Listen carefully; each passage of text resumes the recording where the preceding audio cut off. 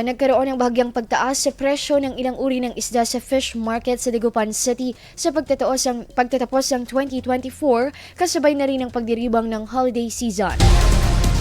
Tumaas ang presyo ng babae at lalaking galunggong sa pagitan ng 150 hanggang 160 pesos sa 220 hanggang 240 pesos. Ang bangus naman mula sa dating 150 pesos sa kada kilo ay umabot ito sa 170 pesos.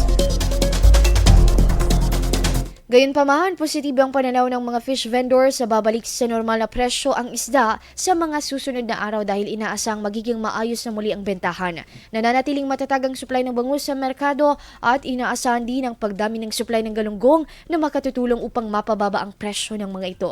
Patuloy namang binabantayan ng mga otoridad ang presyo at supply upang masigurong sapat at abot kaya ang mga produktong isda para sa mga mamimili. IFM News. IFM News. IFM News.